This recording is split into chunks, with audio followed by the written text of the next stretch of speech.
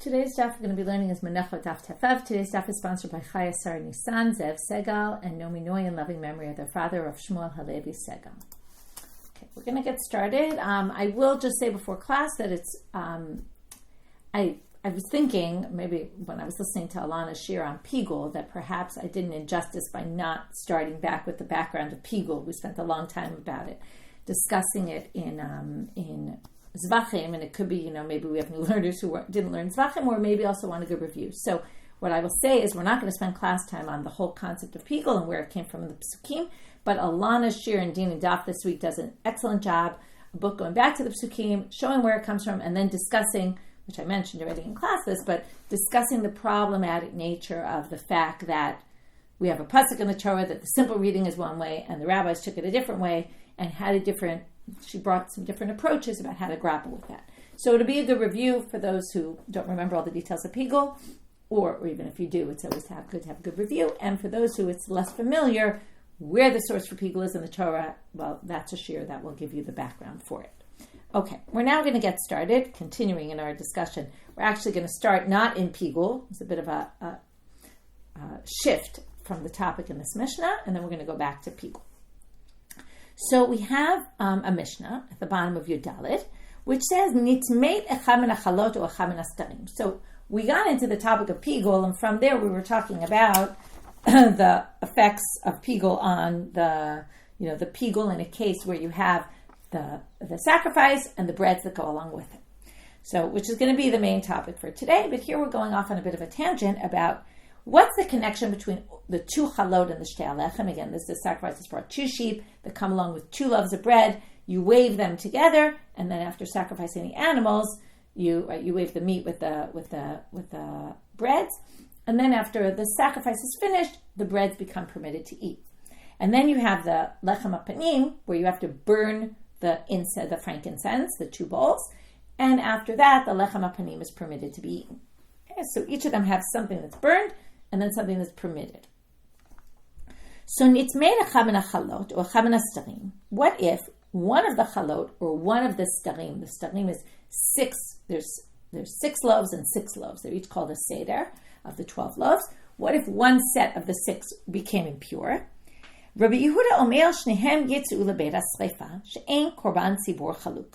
Rabbi Yehuda says they both have to be burnt because public offerings are not divided. These are both public offerings, and because of that, we don't divide between them. Something happens to part, the other part is ruined as well.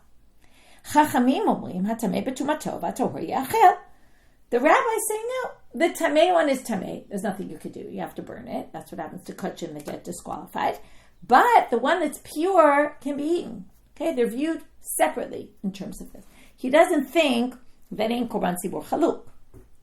Okay, what's nice about this Mishnah, which is going to confuse us in another minute from now, but what's nice about this Mishnah is the Mishnah gives the reason for Rabbi Yehuda's position, and it seems the rabbis disagree with that, and we kind of already have the basis for the debate, which often isn't really given in the Mishnah, which is going to make you wonder about the second line in the Gemara. So the first line in the Gemara is, Amar Rabbi Elazar, Machloket lifnei zrika, aval lachar zrika divrei kol atamei betumato v'ator yachel. So Rabbi Elazar qualifies the machloket and says, by the way, this machloket is only before the zrikat dam. If you haven't yet sprinkled the blood on the altar and the bread becomes impure, it's going to affect the other one.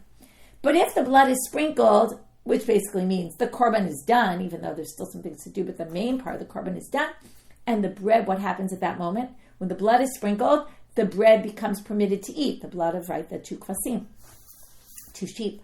So now that it's permitted to eat, if one happens to become impure, it has no bearing on the other.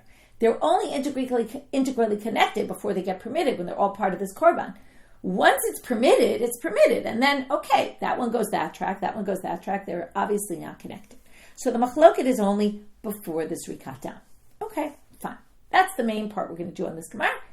Second section, which we're going to completely obliterate very soon, is Rav Papa. Rav Papa comes to say, so now the Gemara says, b'mai pligis. So v'lifnei zrika b'mai pligis. So before zrika, what's the basis of their machloket? To which, Amar Rav Papa, b'tzitz miratzeh alachilo kami palge. Rav Papa, very surprisingly, gives a different reason for the debate. Not the one that it said in the Mishnah, ein korban tzibur chaluk, and maybe perhaps because of Rabbi Elazar's limitation, so what does this have to do with zrika? He says, it must have to do with the tzitz. Now, what's the tzitz? The tzitz is that head plate, right, that the Kohen Gadol wears on his forehead, and it's something that atones for impurity in the temple. Okay? Now, usually it atones for all sorts of impurity, that if, let's say, the blood was sprinkled when the Kohen was impure or something like that, or the blood, something became impure in the process, so it atones for it. But the simple understanding, and what everyone agrees is, it atones for impurity on items that are going to be burned on the altar. Like, let's say you're supposed to burn the imurim, and the imurim get impure, so the tzitz atones for it and allows you to continue doing the sacrifice as you began, so that you can then go ahead and sacrifice it, even though there was impurity. Usually impurity would say, problem, you got to stop. But no, if the tzitz is there, the Kohen Gadol is wearing that forehead plate in his forehead, permits you to continue going along with the sacrifice. But the question is, according to Rav Papa, the machloket here is the tzitz meratzeh on things that are to be eaten? Here we have a loaf of bread. It's not something that's going to be offered on the altar. It's a loaf of bread that's going to be eaten later. Does the tzitz atone for that? Okay, now what's the issue? Well, you might remember Rabbi Yochanan on Daf Tet, started on Tet Amud Aleph, went into Tet Amud Bet, to properly understood it, about shirayim shechasru la'achar kmitza. Remember the remainder, all of a sudden it goes missing before you burn the komets on the altar. Okay, after kmitza, I might have said what I meant, after kmitza, before the komets was burned on the altar. That's exactly this, right? Before the zrikat dam, something happens, right? So it goes missing. It's the same as missing. It's impure. You can't use it. So Rabbi Yochanan had said, there was machlokah, Rabbi Yochanan, Rish Lakish, remember there was those three machlokot between them. He says you continue and you go ahead and you burn the komets on the altar.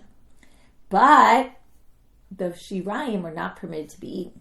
Okay? So now, the rabbis hold that tzitz is meratzeh al achilot. And because it's meratzeh al achilot, so what happens? You go ahead with the process. You sprinkle the blood even though the bread is impure.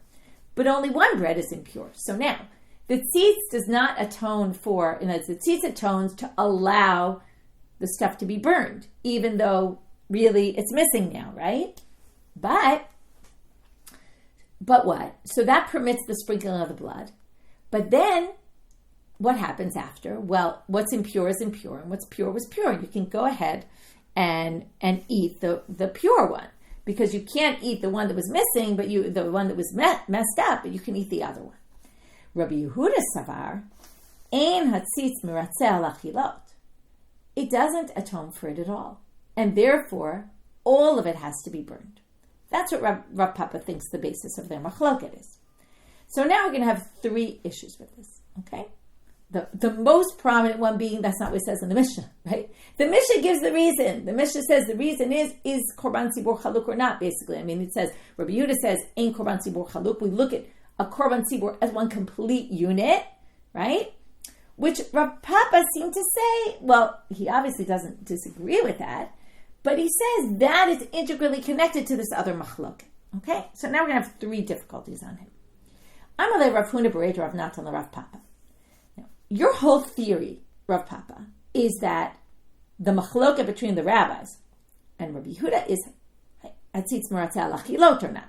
If you say it's the tzitz meratzeh al achilot, you obviously both think that the tzitz is meratzeh on things that are burned, on what we're going to call in a second olim, things that get burned, that get brought up on the altar to be burned. You would think that tzitz is meratzeh on that, and then you wouldn't have the same machloket in that kind of case. But what are we going to see? Then in the case of olim, they also disagree, which means it can't be dependent on is the tzitz atone for ochlim or not, because they have the exact same machloket when it comes to olim, things that are burnt on the altar. That's the first claim. So let's read it inside. The ha'olim, ta'atzitz meratzeh olim, right? Everybody agrees that the tzitz atones for something. Of course, it atones for things that are burned on the altar. Uplige, and yet they have a machloket. Let's read it. Ditanya. Nitma, okay, same exact machloket, but instead of about the breads, about the bowls of incense. If one gets impure, are both impure or not? And those are things that get burned on the altar, so it can't possibly have to do their machloket with that tzitz meratzeh al ochlim. We're going to see right now. Nitzma echad min habezichim. If one became impure, Rabbi Yehuda omer shnehem yasu b'tum'ah. Now, here it's a little bit different. I just want to point out. Rabbi Yehuda in our Mishnah is the machmir one. He says the bread gets burnt, you have to burn them both. Okay, I'm sorry, the bread gets impure, you have to burn them both, even though they both did become impure. In this case, it's actually be lenient, but that's all. So the same theory. It's just based on the halacha of tumahutra b'tzibur, if you remember, right? That impurity is permitted to go on the altar, even if it's impure, right? This is the altar, that was eating. Eating, we're never going to be lenient about, right? It's tamei, okay, so tough luck. But on the altar, we're going to allow tumahutra b'tzibur. Remember when there's communal offering and then it becomes tamei? We're going to permit it. There's a special dispensation.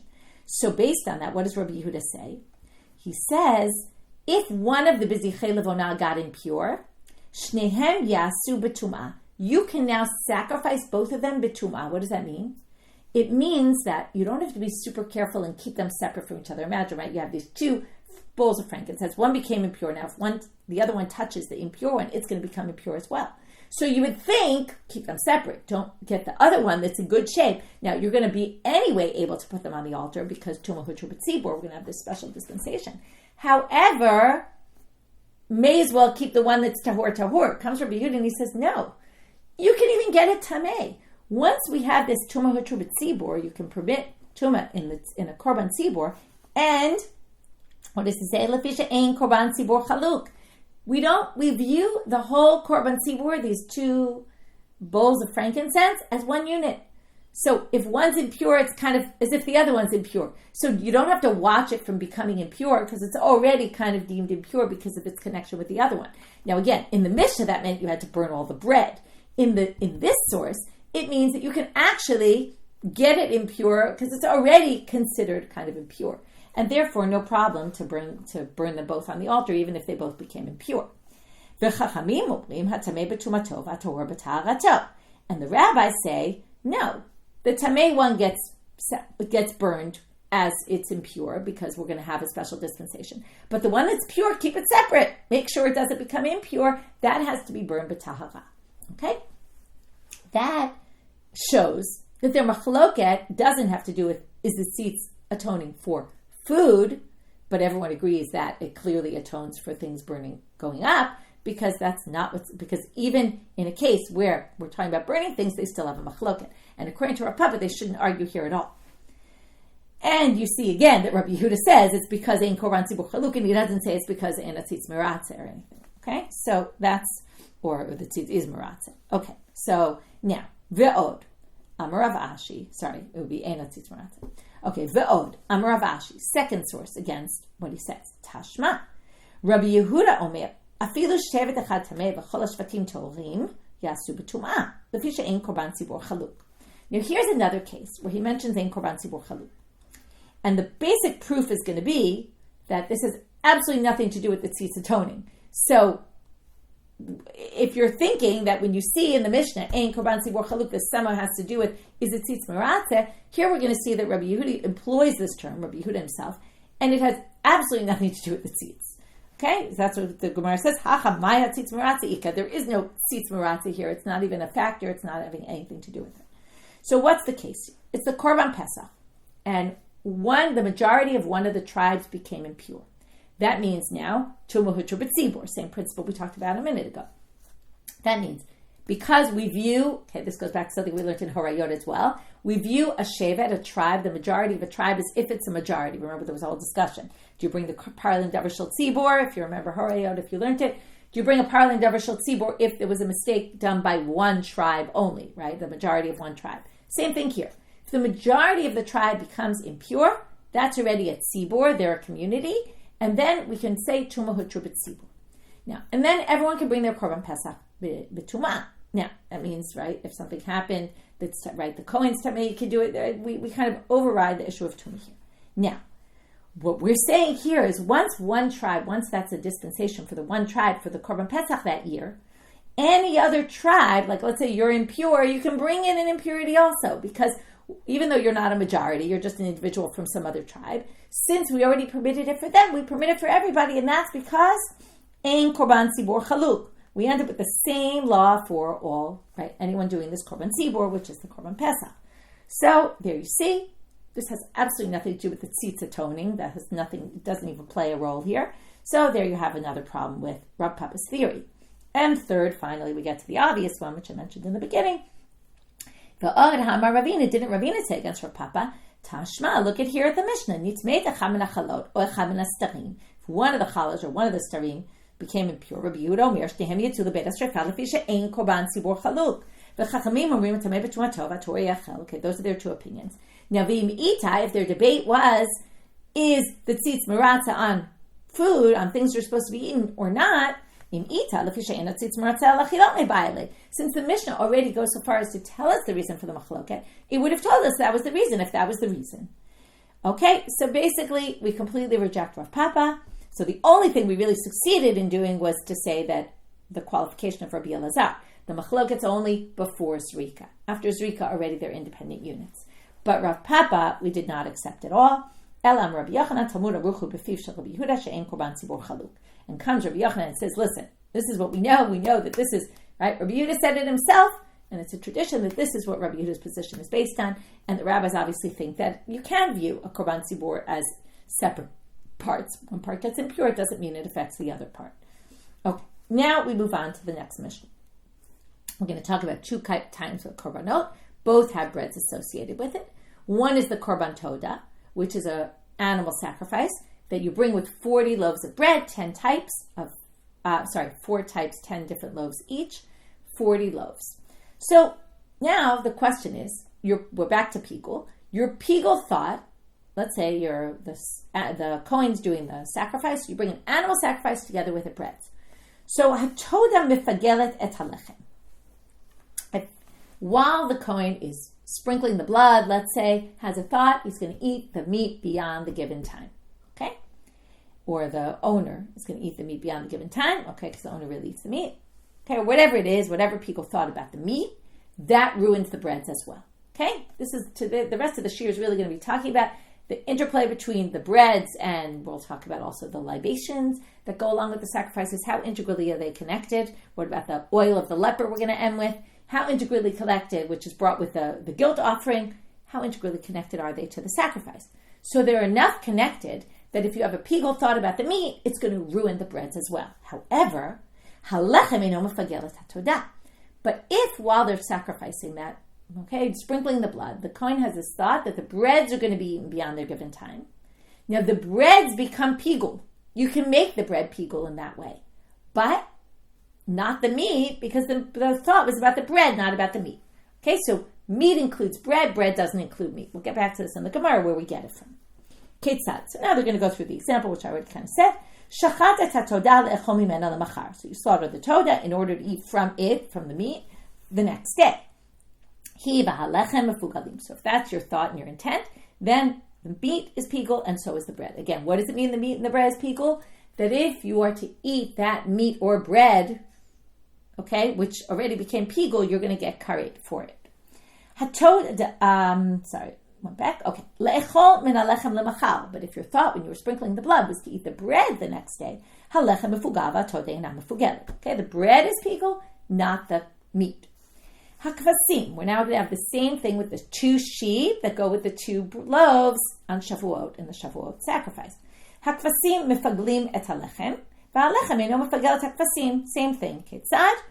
Okay, now we'll see it inside. I don't need to really explain it because we're going to read the explanation. Hashochet et hakvasim le'echol mehem achar. You slaughter the sheep in order to eat from the meat the next day. Halechem ve'halechem mefugalim. Both the meat and the bread become pigul.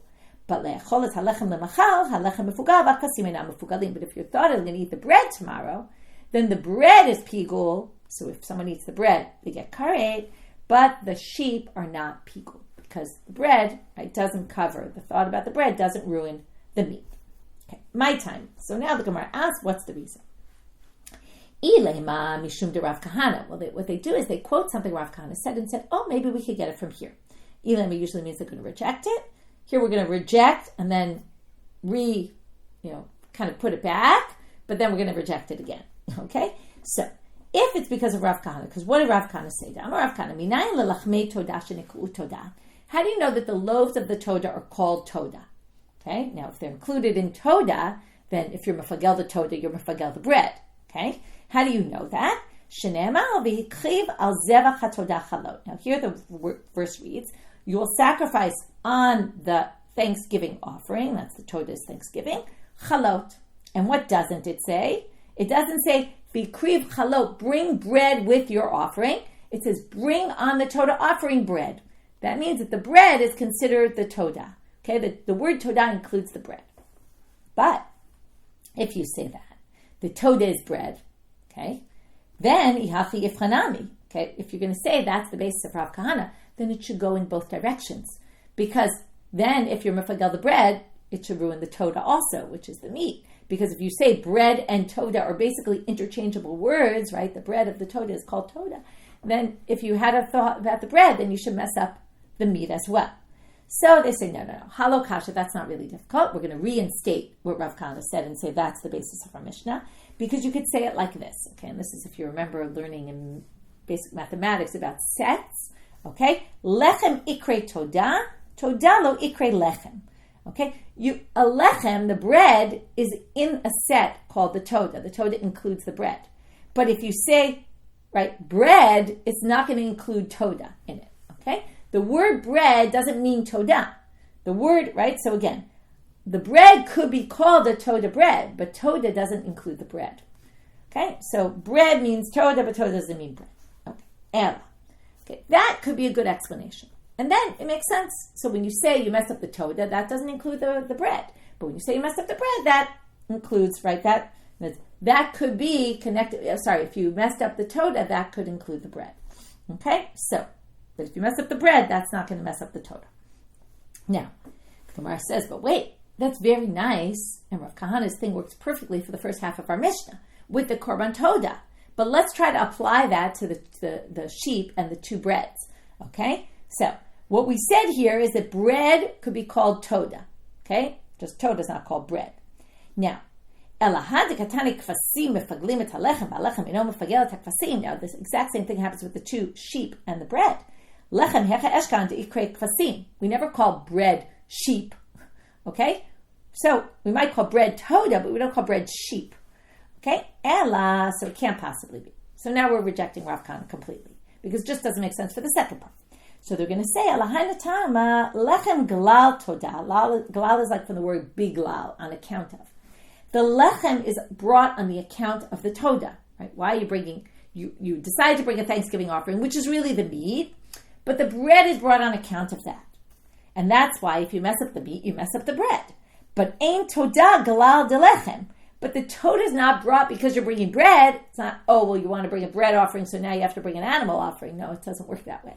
So that's why it's going to be one directional, not both directions. And same thing with the sheep then.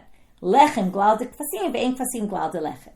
Again, in the shtei lechem, even though we call it the shtei lechem, we also call it shnei sirei atzeret. Okay, they're shnei kivsei atzeret. They're the sheep offerings of Shavuot.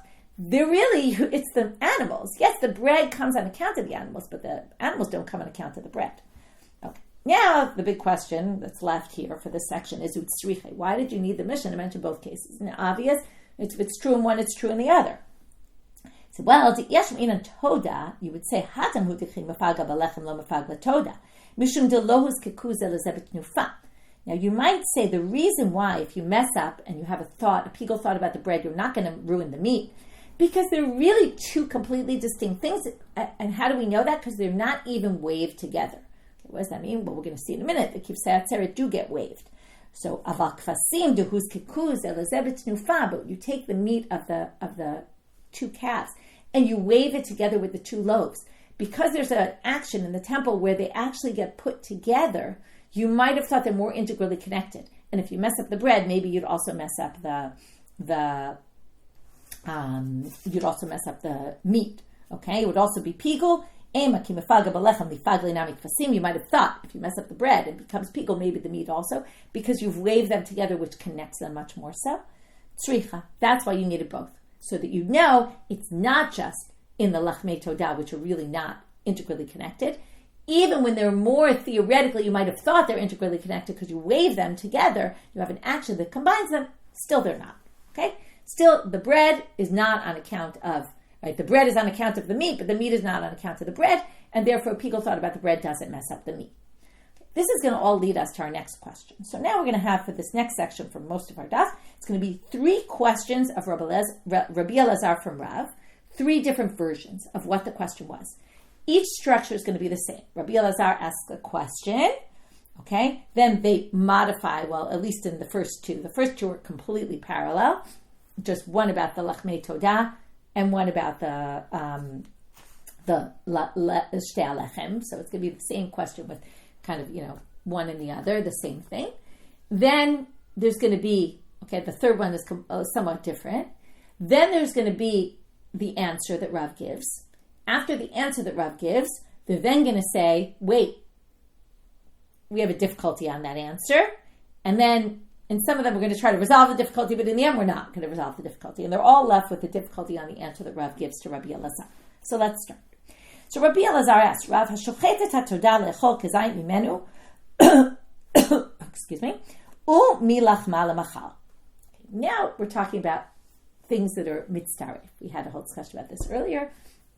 I guess it was yesterday's stuff, and I don't remember anymore, but about things joining together. So now we have someone who slaughters the korban todah with the thought that they're going to eat. Now, in order to be pigul, it has to be a thought about a kezayit, that we've learned. But the kezayit thought is made up of a combination of, while you're slaughtering the todah, you say, I'm going to eat a half a zayit of the meat and a half a zayit of the bread tomorrow. So there's a pigul thought of a kezayit, but it's a combo of the bread. And this again goes back to the whole thing. Are these one unit? Are they 2 separate units? Can you combine them? Can you not combine them? So, mahu. Okay, so first the Gemara says, let's just clarify the question. Lipagule toda lo mibayale. We're not talking about is the meat pigul. For sure the meat's not pigul. Because even if the whole zayit, if it was a complete zayit and we didn't have to talk about mitzdaref, and it was the bread, it wouldn't mess up the meat. So here, when you need the bread, right, that half a zayit bread thought, in order to make a pigul, of course, it's not going to affect the meat because the bread doesn't affect the meat. We've already discussed that. What I'm asking about is lipagule lechem. But does the bread become pigul? Because at the end you have a half, right? If you had a whole zayit about the meat or a whole zayit about the bread would be pigul. So now that you have a half a zayit of each, do they combine to create a situation where the bread will be pigul? Okay, mimit starfa toda lipagule lechem ola. Okay, will it combine or not? So Rav's answer is Amrli. The meat, no, but the bread, yes. Okay, a thought, a half a side of the meat, half a side of the bread, does combine. Okay, that would be nice and simple if we ended there. But the Gemara brings a kavachomer, one of these confusing kavachomers.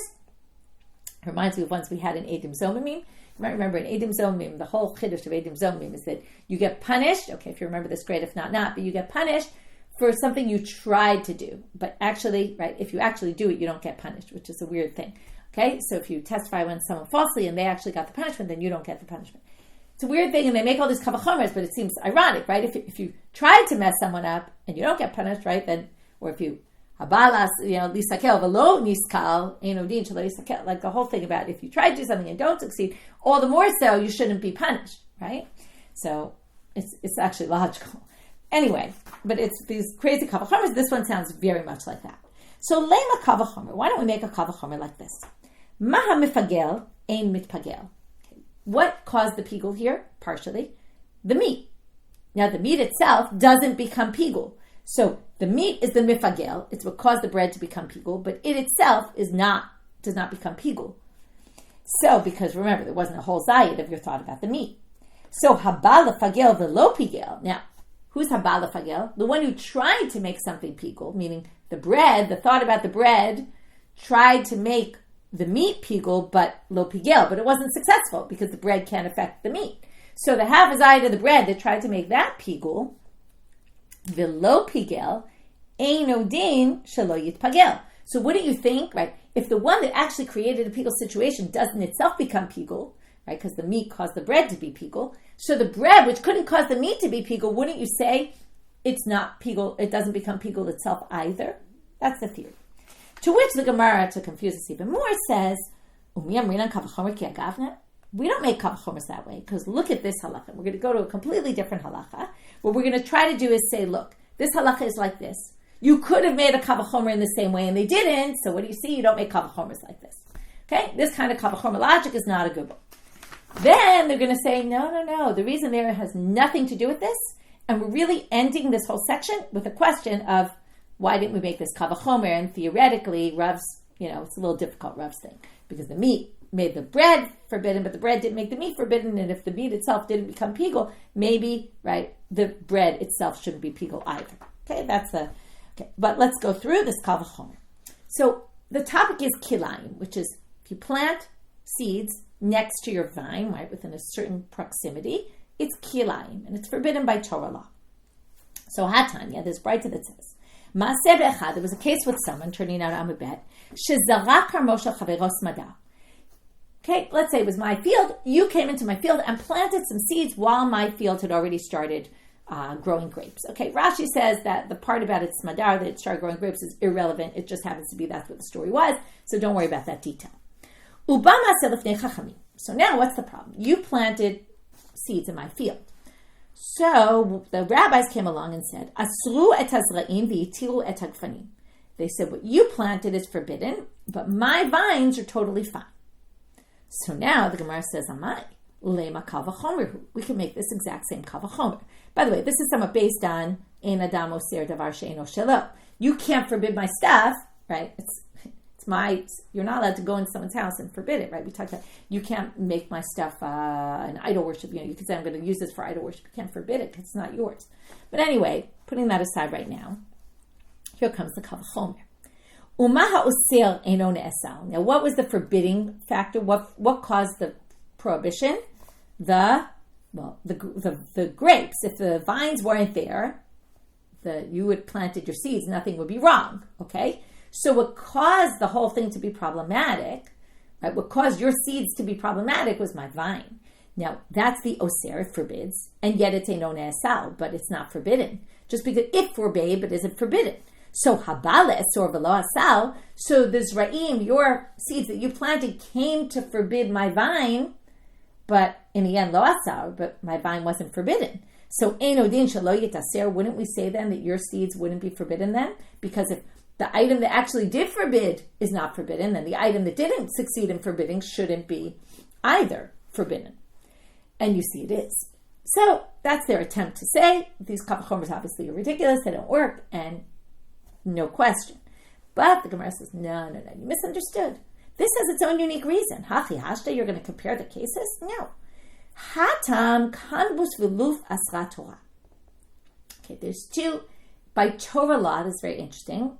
Kilayim are only a problem when you plant items next to your vine that are similar in some way to them. Okay? So kanvus, maybe someone can help me with the English translation. I didn't look up what these are called in English, but they are used for making ropes, okay? And loaves. So it's kind of more like the vines are they string around. So anyway, that's, let's see if someone help me here. Anyone? Okay, so we'll get to the translation in a minute. But those are the only ones that are forbidden by Torah law. Okay? Someone says hemp. Okay? Anyway, these are the only kilayim by Torah. Oh, hemp. Okay, thank you. Hemp. That makes more sense. So which one? I don't know which one you're translating though. Canvas uluf. But anyway, okay. So the point being that these are the only, here, thank you, hemp and arum. Okay, these are not substances I'm so familiar with, but one is used for making ropes. They're similar in a sense to the vines, and that's why they're forbidden by Torah law. Everything else, any other seeds you plant, are not forbidden by Torah law if you plant them near a vine. They're only forbidden by rabbinic law. I'm skipping what's in parentheses here. Shar zra'im mid'Rabbanan hu da'asirei. The rest is only forbidden by rabbinic law. So what the rabbis come along and say here?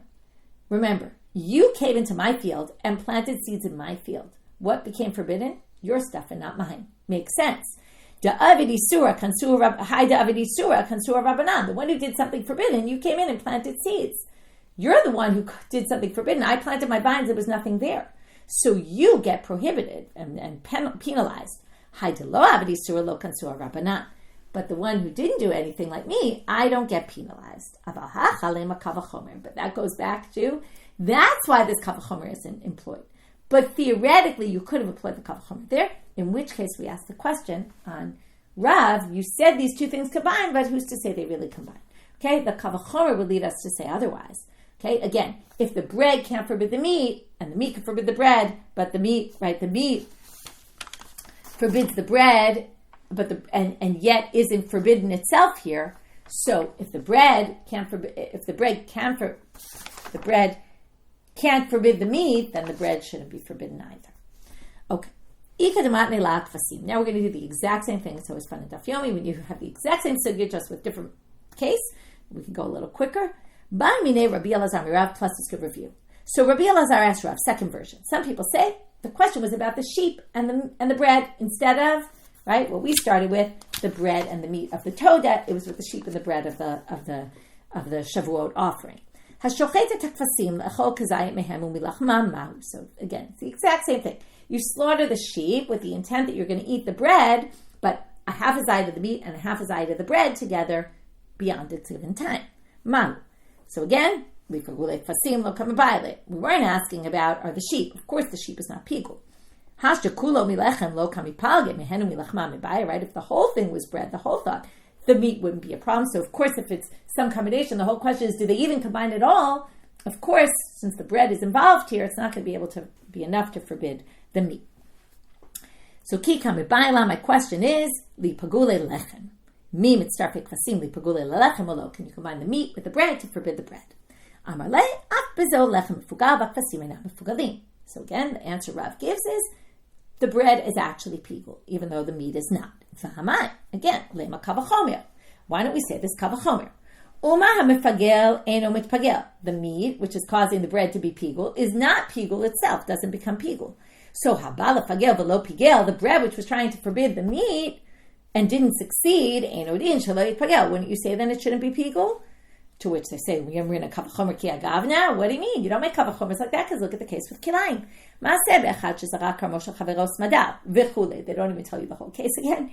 And amai, why are the zraim that you planted forbidden, the seeds that you planted? Amai lema kavachomer. The geffen itself, which forbade the zraim, is not forbidden. So habale asur, the zraim themselves, which came to forbid the lo asar and didn't succeed, wouldn't you think they're not forbidden? To which again they say, Hachi hashta, hatam kambus veluf asra Torah, shar zraim idirabanan huda asire. So because it's only rabbinic, and again they're making an assumption here that it wasn't kambus veluf that was planted here.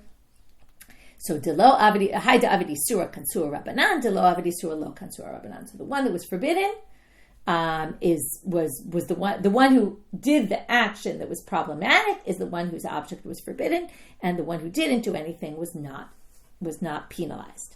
Aval hacha lema kavachomer. But here you could have said a kavachomer. Now, before we get to the third version, there's just one thing to say, which is the one who had the second version, would he agree with the first version? The one who had the first version, would you agree with the second version? So, toda kol shekena kvasim. If you said it about the toda, you would obviously say the same thing about the sheep. But kvasim, but if you said about the sheep, okay, this is going to go back to something we said earlier today, kvasim hu dehus kekuz elizabet litnufa. About toda delos kekuz elizabet nufa lo. You might have said this is just for the sheep. Where, what's the issue? Do they combine? Perhaps they combine just for the sheep because they combine already when they're waved. So because when they're waved, maybe we could combine a half a zayit of this, half a zayit of that to forbid the bread. But you wouldn't necessarily say the same thing with the Thanksgiving loaves because they're really not integrally connected at all. Okay? So, last version.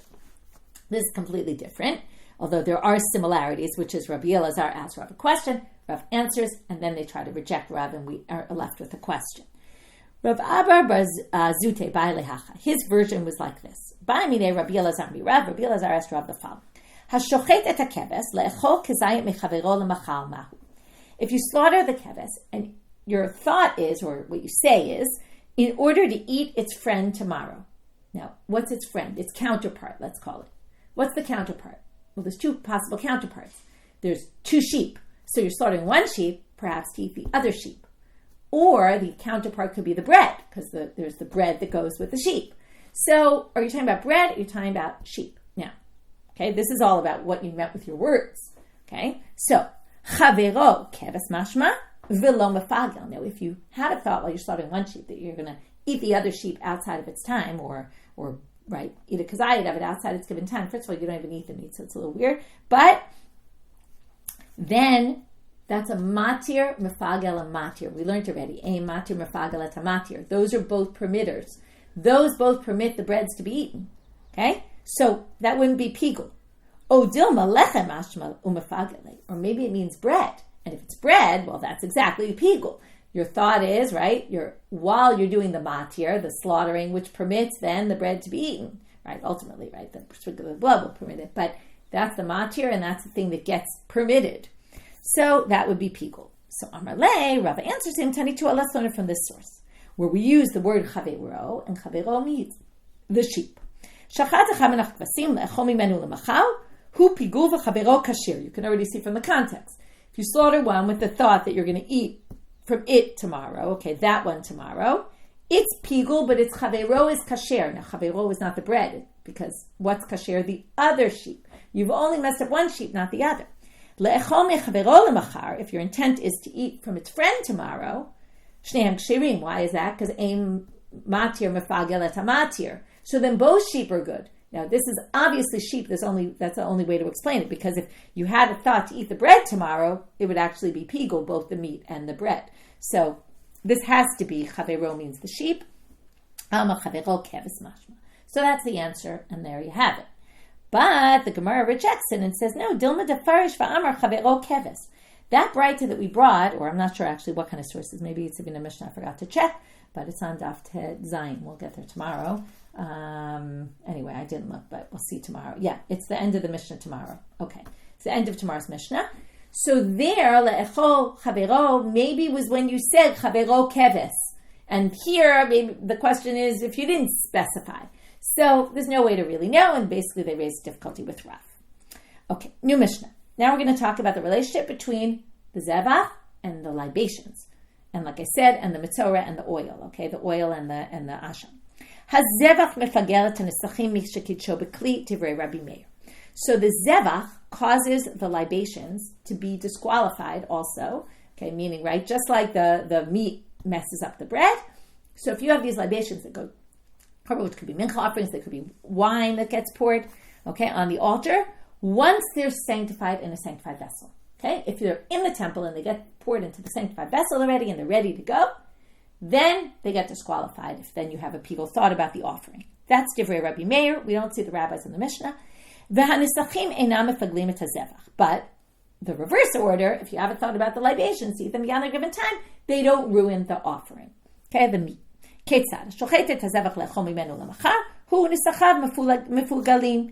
you slaughter the meat with the intent to eat from it tomorrow, so that and its libations are ruined. But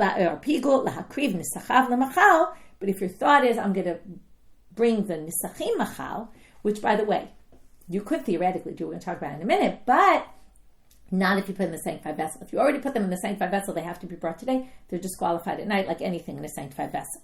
So, hanisachim mefugalim. So, if your thought is to sacrifice the libations tomorrow, they're destroyed. But the zevach eino mefugal, but the meat does not become pigul. Okay, same like the previous Mishnah. Now we're going to bring the Tosefta. The Tosefta in Zvachim talks about a whole conversation going on between Rabbi Meir and the rabbis about this. Tanu Rabbanan. Niskei behema chayavim alehem mishum pigul. The libations, there's pigul for them. Mipnei shedam hazevach mitiran likarev. Because the blood permits them. Again, you need the matir and you need the thing that's hutal. So you can't do the libations until you do the blood of the animal. So the blood of the animal permits them to be sacrificed. So because of that, they become pigul divrei Rabbi Meir. Amru lo Rabbi Meir. Here comes the rabbis who disagree with Rabbi Meir completely. Afani lo amarti ela bebai. Sorry, I skipped the line. Amru lo Rabbi Meir. Halo adami v'zivcha hayom u'nesachav ad asara yamim. You can't say they're integrally connected like the bread and the meat in the toda, for example, because you have 10 days to bring those libations. So they're obviously not so connected.